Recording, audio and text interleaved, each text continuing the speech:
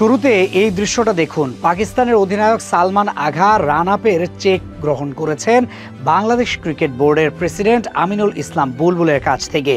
তবে এরপর আর সেই পুরস্কারকে সম্মান প্রদান করেননি তিনি, সাথে সাথেই সেই চেক দূরে ছুঁড়ে ফেলে দিয়েছেন। আর এই কাণ্ডে অবশ্য অবাক হয়েছেন অনেকে।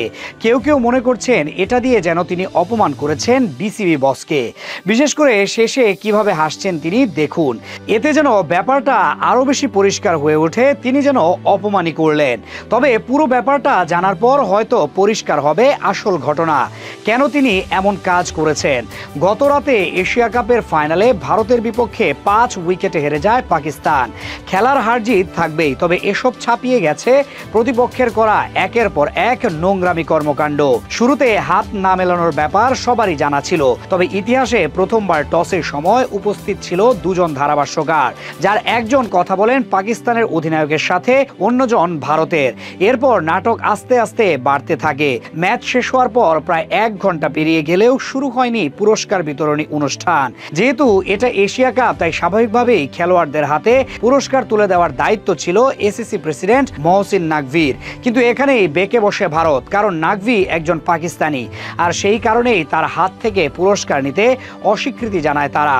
ফলস্বরূপ প্রায় 1 ঘন্টা ধরে পুরস্কার বিতরণী অনুষ্ঠান শুরু করাই যায়নি।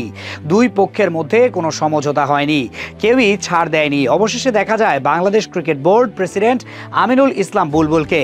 তার হাত থেকেই একে একে পুরস্কার গ্রহণ করেন ভারতীয় খেলোয়াড়রা। অভিষেক শর্মা থেকে শুরু করে বাকিরা, অধিকাংশের পুরস্কারই যায় বুলবুলের হাত ধরে। তাকে পেয়ে যেন স্বস্তির নিঃশ্বাস ফেলে সবাই। তবে ট্রফি প্রদানকে কেন্দ্র করে অনড় অবস্থানে ছিলেন নাকভি, আর ভারতও ছিল একইভাবে অনড়। ট্রফি তারা কোনোভাবেই নাকভির হাত থেকে নিতে রাজি হয়নি।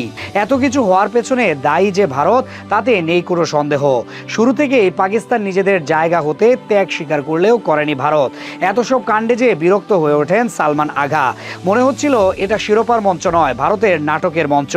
সবকিছু নিয়েই ত্যক্ত বিরক্ত ছিলেন পাকিস্তানের অধিনায়ক। আর সে কারণেই যখন পুরস্কার তুলে দেওয়া হয় তার হাতে, তখন বিরক্ত হয়ে সেটা ফেলে দেন তিনি।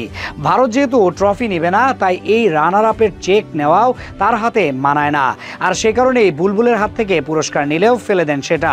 তবে এখানে উদ্দেশ্য ছিল না বুলবুলকে অপমান করা, নিজের রাগ ঝাড়েন ভারতের ওপর।